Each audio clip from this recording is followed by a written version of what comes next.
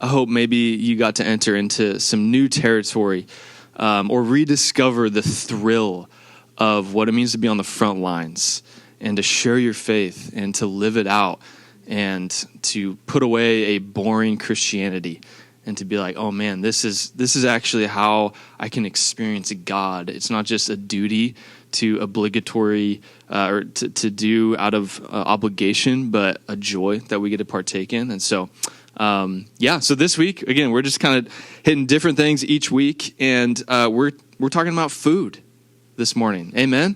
Anyone like food? We love food here at Resonate Church. And Jesus also loved food, and so we're going to talk about it. But in a more broad scope, talking about hospitality and how Jesus utilized food as like actually his main strategy to reach the world. That's what we're going to be talking about this morning. And I think this blends in so great with what we talked about last week because I think sharing a meal with a stranger or someone that you know that you're trying to live towards is the greatest way to be a witness. I think sharing a meal over on a table, having a discussion, is the greatest way to proclaim the gospel and to demonstrate the gospel.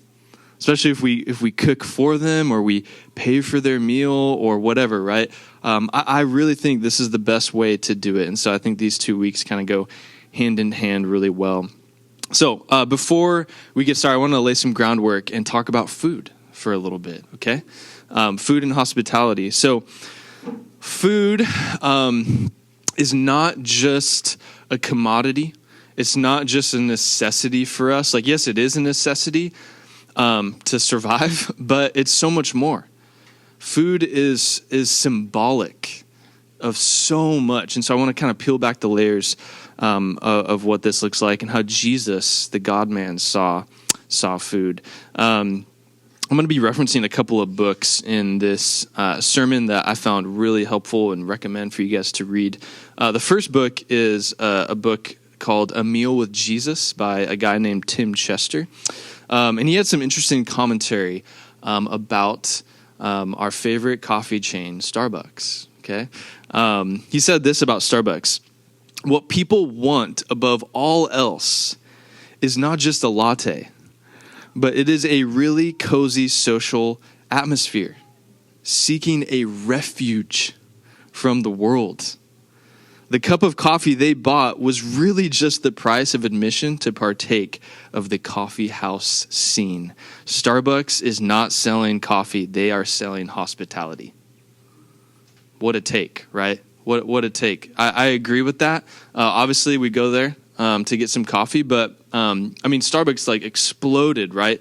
And here's the thing, okay? Starbucks is like mediocre coffee, right? Like some of you are like, hey man, don't be touching my Starbucks. No, it's actually, it's not bad, right? It's okay. But I think what drew people into Starbucks, like even in the early 2000s when they started to kind of franchise like crazy, was the vibe, right? You go in, and it's like dimly lit lights and these dark, warm colors and the cool black and white photos of the beans being roasted in Costa Rica or whatever. It was this calming sensation that they were maybe one of the first, at least franchises, to kind of break into the coffee vibe scene. And then their coffee is like, it's not bad, right? But they really were selling hospitality. So interesting. So every one of us with a pulse, we may feel differently about food. We might all have different opinions and our taste buds are all different. But all of us, we long for meaning. We long to be accepted. We long to be fulfilled. We long for purpose and joy and community. In fact, food and friendship are inseparable when you look at some definitions of words. And so the word companion, I found this interesting. The word companion comes from the Latin root word cum, which means together, and then panis, which means bread. So the word companion means to share bread together. So food and friendship, food and community, food and being known are actually inseparable. So food, right? We all eat, every one of us. Food is interesting because I think it subtly communicates a couple things. It can communicate different hierarchies of class, right? You see 3-star Michelin restaurants, right, where like only the wealthiest of the wealthy can afford to eat there, right? And then you have McDonald's, right? And then you have the whole spectrum. And there can even be this identity, right, with like where you eat. But also when two strangers share a meal together, all of a sudden those boundaries and walls kind of come down, right? I worked at Dutch Bros in college, and part of when you start working at Dutch Bros, you kind of learn the whole story of how it started in Grants Pass here in Oregon, and these two brothers that started the whole company. And the way they're two Christian dudes. The company is like founded on Christian principles. A lot of people don't realize that. But what they found was the whole reason why they started this, it was like a summer gig. They're just selling coffee, and they're like, dude, this is powerful because the same mocha that we make and sell, a lawyer comes to us and buys it, and a homeless dude comes to us and buys it. And they're like, that's interesting, right? So coffee, food can take two groups of people that have no business being together and brings them together. And that's what Jesus was tapping into. And that's what I would argue we as the church should also tap into because it's powerful. I don't know for you guys, if you think about food and think back to your past, like, what table you sat at in high school. Yeah, you're like, we got the jock table, we got the nerddom table, we got the creative artsy table, right? If you've seen like the Mean Girls movie, you know exactly what I'm talking about. It's like a crazy, funny scene about all the different tribes and cliques of high school. But right, like food within itself and where you sit can differentiate who you are. So just really interesting, right? And so before we look at the story of Zacchaeus, I think this is so crucial for us because if we miss this or if we just think this is optional, if you're a Jesus follower this morning, we will forego Jesus' number one strategy to reach the world. Like if we just think this is like only if you like to cook or only if you have a nice home or only if you're extroverted, no. Like this was what Jesus did to reach the world. And then also I think if we just opt out of this, we will just miss out on the wonders that can happen over a table with a stranger or with a friend. And so I want us to really get this and love this as we look at this text. And so let's go for it. We're going to be in Luke 19, 1 through 10 as Ellie read. This is a really famous Bible passage about a guy named Zacchaeus. As I was prepping this, I'm pretty sure I preached on this passage about a year ago. I don't know if you remember that, but we're going to be kind of coming at this passage from a different angle, of the angle of food and hospitality, and so to kind of drawing out some new principles with that. So let's go ahead and dive in. Let's get Luke 19, 1 through 10. It's going to be on the screen. So Jesus, entered Jericho and was passing through, and behold, there was a man named Zacchaeus. He was a chief tax collector and was rich. So, quick context and backstory. You see tax collectors being talked about a lot in Scripture. Well, who are they? So, essentially, the Roman Empire, kind of their system of oppression was to tax Jewish people really unjustly. And Zacchaeus was actually a Jewish man that they had hired. So this is crazy, right? So Jews are paying taxes to fund their own oppression. This is essentially what's happening. And Zacchaeus, it says he was a chief tax collector. So this wasn't just kind of the entry-level position of being a tax collector. This is like you're overseeing a whole system, right? And so this was a traitor to the Jewish people. Imagine if there was an IRS person walking around your neighborhood and they're unjustly taxing you. And I know we all probably already think our government taxes are unjust, but like think about like it's making it impossible for you to like barely live. Like you can barely survive because the taxes are crazy. And that person is from our church. And you're like, whoa, you're a traitor. Like, why are you doing this? Like, you're from us and you're oppressing us. This is how the Jewish people viewed Zacchaeus. He was a traitor, all because of money. And so everyone despised him. Everyone hated him. And so that's a little bit of the context of who Zacchaeus was. So verse 3, and he was seeking to see who Jesus was. He was curious. But on account of the crowd, he could not, because he was small in stature.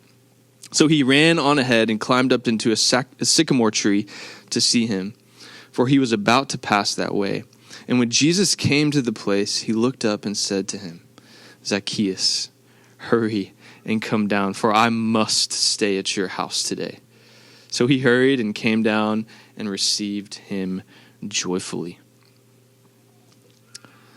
So Jesus invites himself over to Zacchaeus' house. So you could kind of say, like, that's either extremely socially unaware or very Jesus-like to do that, right? Sometimes those things are a little close, right? But Jesus knew what he was doing, right? He knew that this dude, like, this guy never gets invited to go to anyone else's house, let alone for someone to come to his, right? And so Jesus was not being socially unaware, like we can be sometimes when we invite ourselves into something. But he's like, no, I'm going to do the one thing that no one else, like maybe someone would invite you to some formal gathering of tax collectors, right? But like no one's going to your house. Because if someone were actually to go to your house, that would mean something. That would mean that they've forgiven you, that they view you different than everyone else. And so what Jesus is doing is not socially unaware. It's extremely powerful. I love this example too, because if you know Jesus, he was essentially a homeless dude, basically camping out with his boys. So even if you're in a dorm, even if you're in an apartment, like you don't even need a table. You can go meet someone at a restaurant. You can invite yourself over to someone's house. Sometimes that's maybe what they need, right? So it's an example of that, which I find is really fascinating.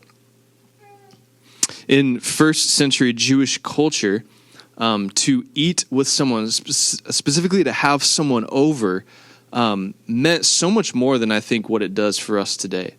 Because to have someone over meant that you approve of them. And even on a deeper level, it meant that like you're telling everyone else, hey, God approves of this person because I'm having them over. And so Jesus is doing some crazy stuff behind the scenes as he eats with Zacchaeus. A rabbi going to a tax collector's house would be social and career suicide to anyone. But Jesus is entering in to Zacchaeus' most vulnerable place of someone actually eating with him. I don't know if you read this and you're like, this sounds familiar. Jesus entered into my life and I didn't even invite him. And he just showed up and like blew up my life. And I think this is like kind of a picture of like Jesus can just walk in unannounced, uninvited, and do some crazy stuff in our life. Anyone have that story? You're like, yeah, he just blindsided me. I didn't invite him over. He just came over. I think this is King Jesus acting out in his character. And then it ends with this. And when they saw it, they all grumbled. So these are the people. These are the Jewish people. These are the Pharisees. He has gone in to be the guest of a man who is a sinner. He has gone in to be the guest of a man who is a sinner. I think this verse is really interesting because these people are complaining and condemning Zacchaeus by the way Jesus is loving him and entering into his space. But yet they don't have a soft heart towards him. They're not helping him in any way. In that day, the teachers of the law created a system that allowed them to feel superior without lifting a finger to help anyone. Is essentially what was happening socially in that structure. So they would condemn the poor, maybe for their dysfunctional families, but they would never help them out. They would condemn the poor for excessive drinking, but lift no finger to ease their pain. I think, an example maybe here. We, as a college town, we have thousands of international students flooding into our town, don't we? From all sorts of countries.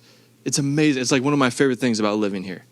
And we're a pretty white area, but it helps our diversity a little bit, which I think is awesome. And I think a lot of people can have hard hearts towards people who might not understand our culture. How they drive, or how long it might take them to talk to the clerk in the grocery store line, or whatever it is, right? They'll be critical. They'll condemn them. They'll complain about them, but then they won't help them. They won't have a soft heart towards them. They won't teach them, hey, here's how to do this. And so that's a pharisaical heart in all of us. If we walk around our city and campus and just complain and condemn people without ever helping, without ever having a heart to come alongside them and maybe help them in whatever they're in. And so I think this is challenging for us as just a nation, as a culture, as a church, as we see outsiders, people that maybe most people would condemn, or most people would say they're an outcast. We should have a Jesus-like heart towards them. So it does end like this in verse 8. And Zacchaeus stood and said to the Lord, Behold, Lord, the half of my goods I give to the poor, and if I have defrauded anyone of anything, I restore it fourfold. And Jesus said to him, Today salvation has come to this house, since he is also a son of Abraham. For the Son of Man came to seek and save the lost. So there's so much that we could talk about with this passage, but the one thing I want to highlight is this, that salvation for Zacchaeus was the result of sharing a meal with Zacchaeus. Isn't that interesting? Salvation came to this house. Zacchaeus came to know Jesus on a spiritual level. Why? Because God had a meal with him.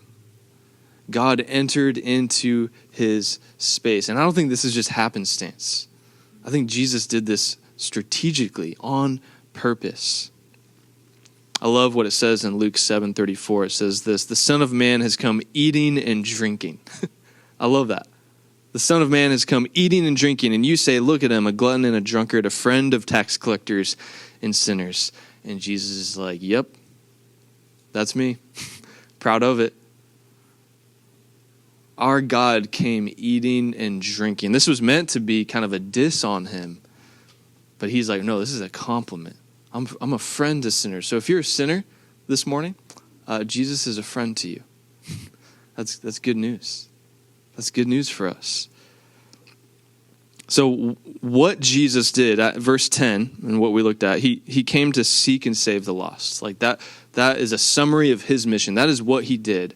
And so the next question is, how did he do it?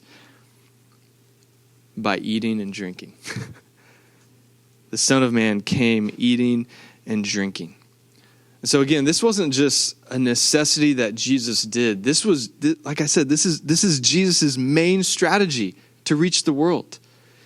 He didn't come with a sword declaring a new government to overthrow the Roman Empire. No, he came with a spoon and a fork to reach people. That's what he did. So Jesus ate and drank a lot.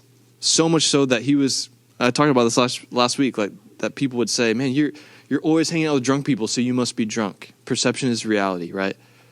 You're always eating. You must be a glutton.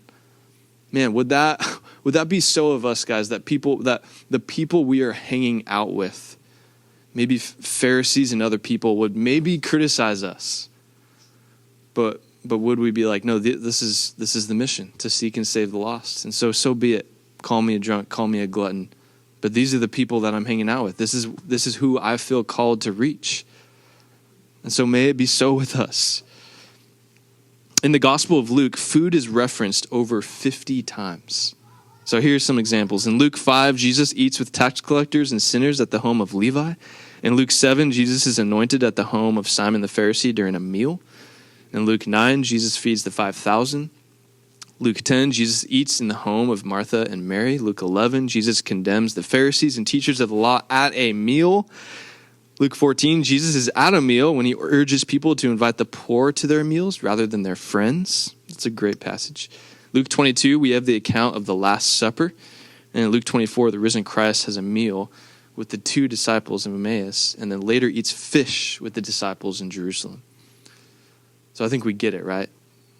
Theologian Robert Karris said this: Jesus is either going to a meal, at a meal, or coming from a meal. Like, that's all he's doing. Some of you are like, I like this Jesus. Like, I could do this. Yeah. I don't know if that should be like our new evangelism strategy, to the world. Like, hey, if you like to eat, you're going to like us, man. You're going to like following Jesus. Trust me. But it's kind of true. It really is. So if you like to eat, if you like food, you're in good company. So, okay, I think we get it, but why did he use food in hospitality? Let's dig a little deeper. Why did he do this? Like I talked about with Dutch Bros, food and drink, whatever, it has a way of breaking down barriers between people, right? I don't know if you've experienced this.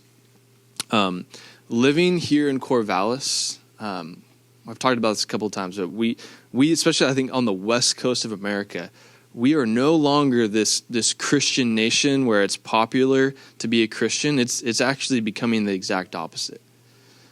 Like, we can't just have this casual conversation about Jesus without it turning pretty difficult, most likely, with most people in our city. And so we as the church, we need to pivot a little bit. We need to realize, okay, we have to change strategies in the way that we connect with people, because we can't just dive straight into a conversation about Jesus. And so this is where food comes in. I think food is so similar to things like art, like music and story.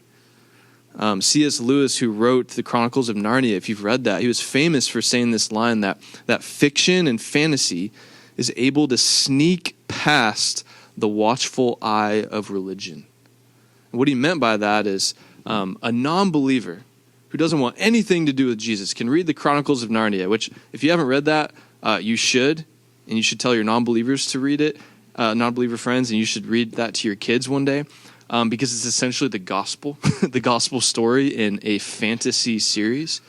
And so people will read this book and they won't catch it. They won't realize, oh, wait a minute, this is about the Bible. This is about Jesus. No, they'll be like, wow, like this lion like sacrificed his life for this like person who didn't deserve it. And that's an incredible story. Oh, and they won't catch it. And it's beautiful. And music, I think, does that exact same thing. And I think food does that exact same thing. You can have a relationship that's maybe really hostile with someone. But man, if you have a good meal, and like, man, if you're over 21, like some good wine or whatever, right? Like it's a good time. You're like, oh man, we can be friends. Like we can enjoy each other's company. And all of a sudden we're not just like fighting, but like we can have like a civilized dialogue where like we show each other respect. Food does that. So we should use it like that. John Mark Comer said it well. He said this: you can't force a person to become a disciple of Jesus, but we can offer them a space where such a change can occur, even if slowly over time. So we know that, right? We can't force someone to follow Jesus, but what we can do, what we are in control over is our table, is inviting people into a warm, safe environment to maybe not just hear the gospel, but to see it in our lives and in our homes. Through our food to like feel and taste the gospel. That's what we can do. I think there's no, like I talked about this, there's no better place, guys, for you to have a dialogue with someone than over a meal. Like I think my best conversations that I've ever had with a non-Christian have been over a meal. Almost all of them, I would say. So what this doesn't mean is that when they ask you to pass the bread, you're like, Jesus is the bread of life. Do you want Jesus? Yeah. We can be normal and not weirdos in this conversation. We don't have to force it, right? But like food will naturally bring about, I think, good conversation. So this was Jesus' strategy to reach the world. And it ultimately got him killed. Theologian Robert Karras said this: Jesus got himself crucified by the way he ate. He ate with all the wrong people, and people did not like it. And people killed him because of it. The way he interacted with people, it was against the culture, it was against what everyone wanted and thought, and ultimately it led to his crucifixion. So this is heavy. This is what he did. So as we try to implement this in our lives, there's a couple things I think we need to talk about. First is that hospitality is a command. It's not just an option. Like I said, it's not just for you extroverts out there, or it's not just if you have a nice home and like to host. No, it's for all Jesus followers. We maybe do it in all different ways, but it's a command. Romans 12:13 says to practice hospitality. Simply put, 1 Peter 4:8-10 says this: above all, keep loving one another earnestly, since love covers a multitude of sins. How do you do that? Show hospitality to one another without grumbling. Get that part? Without grumbling. As each has received a gift, use it to serve one another as good stewards of God's varied grace. And then maybe my favorite, Hebrews 13:12. Do not neglect to show hospitality to strangers, for thereby some have entertained angels unaware. That's a wild verse. That's crazy. So if you want some angels in your home, I'm just saying, have some strangers over, okay? You never know. The definition of hospitality in Greek is to love a stranger, a foreigner, a guest. So it's not I'm not saying that it's wrong to have friends over. I'm not saying that it's wrong to have family over. But the essence of hospitality is someone that you might not ever hang out with. Someone who doesn't look like you. Someone who doesn't talk like you. Someone who maybe just moved to Corvallis, has no idea what they're doing, doesn't know a soul. That's hospitality. Now, what a lot of us can do is we can entertain and call it hospitality. But just to kind of juxtapose these two things, I think entertaining isn't necessarily wrong, but it's kind of the world's version of hospitality. I would say entertaining is oftentimes so much connected to our identity. Hey, come over to my house so you like me. You see my nice stuff. Or even for you cooks out there, hey, try my food so you'll like my cooking, so you'll like me. And you'll think I'm awesome. It always gravitates back to the self, usually. Some people, they won't even have people over because they're so ashamed of their home, because it's so attached to their identity, and they feel so embarrassed by it, and so they won't even have people over. That's a heart level issue. That's not just because you don't have money to fix your stuff. That's an identity level issue. So this isn't a call to entertain, but it's a call to host and love and serve the stranger no matter what. Prepping this sermon was brutal for me. This was challenging for me. I think we're in the season of life personally where, we've had more money than we've ever had, which isn't really a lot, but like compared to being broke in college, right? And so, we've been able to afford like some nicer things and like get a new pan, that works. And a table that isn't breaking and just like normal stuff, right? And there's just been moments where like something will break or something will be spilt on something or whatever it is in our house. And Jess and I just have to like realize like this is the cost of being like Jesus, and it's worth it. And we have to be reminded of that, like, man, people are so much more important than this stuff. So why do we care so much about this stuff? And so this is challenging for us. I think Jess and I, we both care about a nice, clean home. This challenges, I think, our identity in this. And so this was hard for me to write this sermon because I think the Lord is challenging me lovingly in this. I want to tell a quick story about another book that I want to recommend to you guys. It's called The Gospel Comes with a House Key. It's by a girl named Rosaria Butterfield. Rosaria has a crazy story. So essentially, she was a professor at Syracuse University, and she was a lesbian. And she taught on postmodern critical theory. There was a time where she was writing a book about how Christians were essentially the worst, and they were they should take on the blame for all of the world's problems. Like, she was in the middle of like writing that book, okay? And she put out an article kind of as a precursor to the book. A local pastor in her town read the article, reached out to her, and said, "Hey, I read your article, found that really interesting. You should come over to our house and have dinner. We'd love to talk to you." And she needed to do some research for her book anyways, talking to Christians and pastors. So she was like, why not? She goes over to this pastor's house.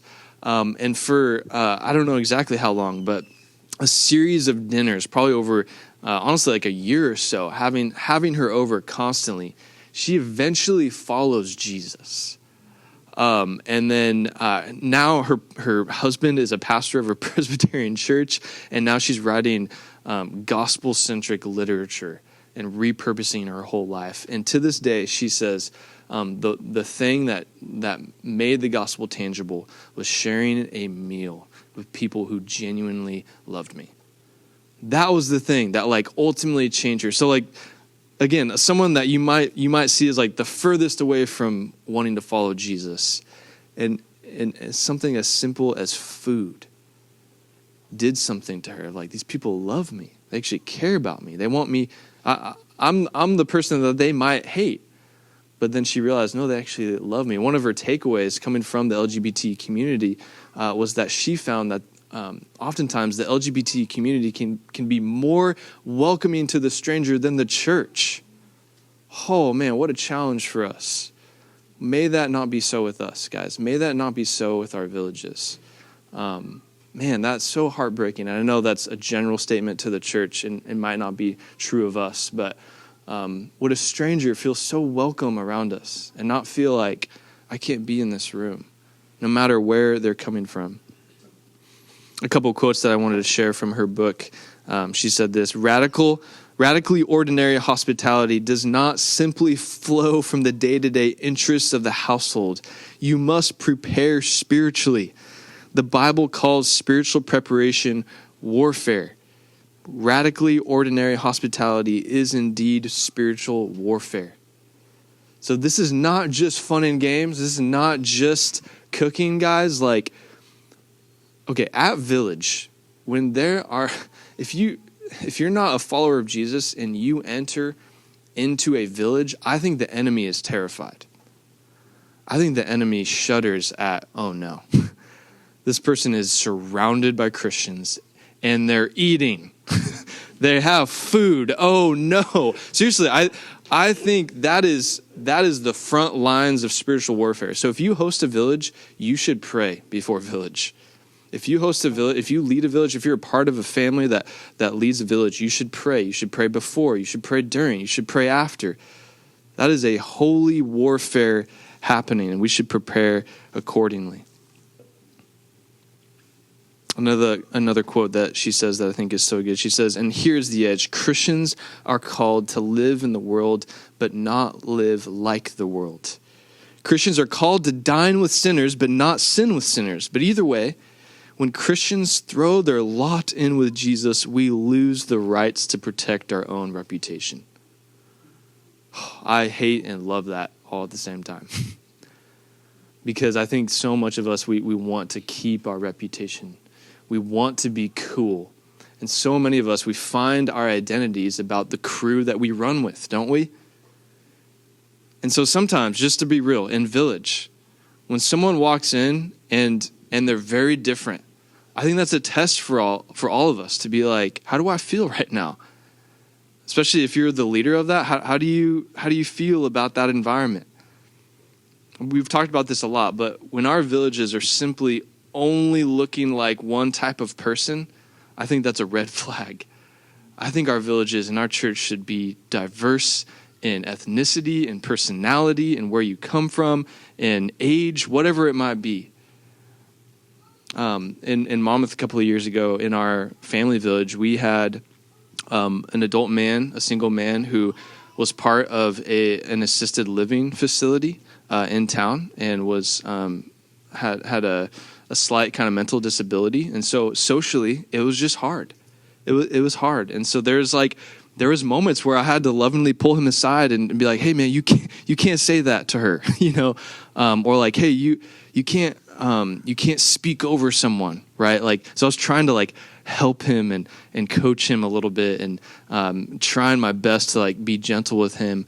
But so as hard as that was, I thought it was awesome that he was in our village.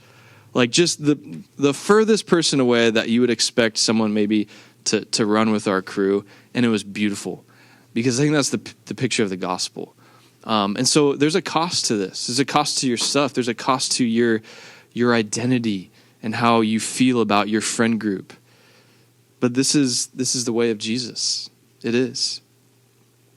And ultimately, we need to stop seeing food only as a commodity to be consumed for ourselves, but as a weapon to be wielded for the kingdom. That's the shift we need to make, is like, oh no, this is the tip of the spear for the way Jesus loved our world. And so we as Resonate Church, we do the same thing. So as we apply this into our lives this week, I want us just to make a subtle shift of the way we view our meals. We all have to eat every single day, right? And so just repurpose them, redeem them. Think about both how you can share a meal with a fellow believer and to also show hospitality towards them, but also to a stranger. Jess and I, we try to keep the rhythm of 1 week we'll have someone over that is a part of our church, and then the other week we have dinner with someone who's not. And we try to have that kind of flip-flop rhythm every other week because we know that there's value in both. This is going to require for you to reorder your schedule a little bit, to shift things around. And to not, if you're an introvert, like this might require you to not just always eat by yourself, but to like be challenged in that. Maybe where you live, you throw a potluck for your neighbors. Maybe you know an international student that probably has never been invited over to an American's home. And you're like, you know what? Come over to my house. We'll cook you some food. Or better yet, you invite yourself over to their house and have probably some bomb, Indian food or something like that. Like, try that. Maybe you deliver stuff to your neighbors. When we first moved to our house, we delivered cookies to kind of all of our neighbors, just as a gesture of like, hey, we want to try to get to know you and have dinner with you at some point. What was crazy, one lady, like 2 houses down from us, literally was like, I haven't had anyone over in 2 years. And this was kind of on the heels of COVID, so that was valid. But like, I think we would all agree that COVID affected our culture and how people interact, and I think we're still seeing that in 2024. And so our ultimate motivation is the gospel as we know, and I want to end on this note, and it's to love a neighbor, not because they do something for you, not with this self-centered agenda, but you love them even knowing that they're not going to love you back. And that's the mirror of the gospel, is that Jesus loves us even if we might not love him back. And he loves us just because he loves us. And that's our motivation. And so I want to ask a quick question as we end. I want you just individually to go back to maybe a dark place. And this place is a place that maybe you would say this is the rock bottom of my life. And I wanted to ask all of us, was there a moment where someone had a meal with you, maybe during that time, and it could have been the most normal meal, and the food maybe wasn't even awesome, but you like remember that moment with that person, and they just ate with you, and they just sat with you, and maybe you didn't even talk to them, but it was just you needed someone there with you. And I want you, as hard as that might be, to like go back to that moment. I have a moment like that in my junior year of college. I had kind of, I was spiritually bankrupt. I was in a bad spot, had just broken up with my girlfriend and had invested kind of so much in that, feeling so defeated, feeling like such a failure. And one of my best friends at the time, like, took me out to this Mexican restaurant, and like not even a great Mexican restaurant. And we ate, and we didn't even talk. I didn't even say a word to him. I just needed someone to sit with. And I like remember that. And there was something spiritually healing about the food, even though the food was just marginal. And he didn't even say a word to me. He just sat with me. And to this day, I'm like, man, that was one of the most tangible moments of my life to experience the gospel, to experience tangible grace, because what Jesus has done for us in the cross. When we feel the weight of our sin and we feel like we're just at the rock bottom of our life, Jesus comes and sits with us and dines with us.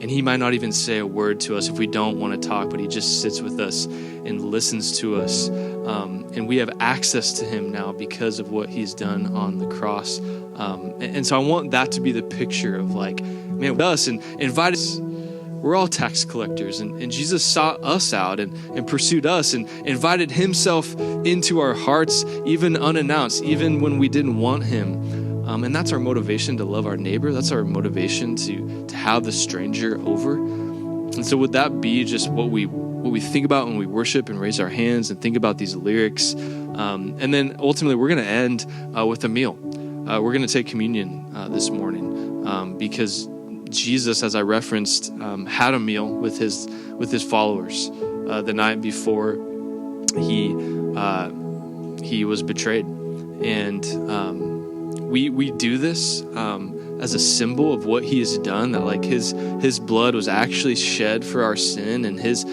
flesh was actually torn for our sins. So our sin is such a big deal that Jesus had to die for us. But also he loves us so much that he was willing to do this. And so we do this as a church to remember what Christ has done on our behalf. And even just as we partake in this and like eat the bread and drink the juice, like just remembering like Jesus used food to heal as a symbol, to show something. And so would we just remember that and feel that? And if you're not a follower of Jesus, we just ask you to think about this and to consider what it might look like to follow Jesus. So feel no pressure to take communion. This is specifically for Jesus followers. And so we're going to do this. We're going to sing. And so there's just space in here to respond, to think about what Christ has done for you. So let's pray.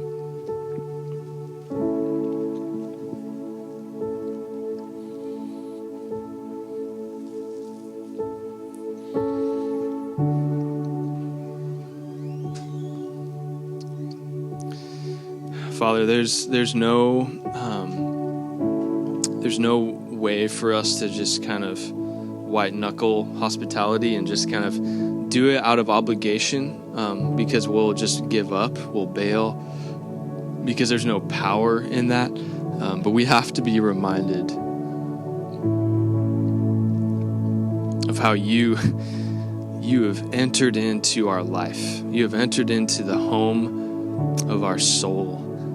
And you have sat with us, and you have cooked us a meal, and you have dined with us, and you talk with us, and you love us. And you're doing that today. You're doing that in our lives. You're simply waiting for us, that you are our closest friend and confidant and person that we could run to. And so would we just see the way that you used food and out of a joy in our hearts, out of a desire to love the people around us and to repurpose our meals for the kingdom. So God, would you challenge us gently? Would you encourage us? And just in this moment, as we reflect on what you've done on the cross, would we just remember that you provided yourself for our salvation and that you've drawn near to us. And so, God, we thank you. Would you give us courage as we leave this place? I pray this in Jesus' name. Amen.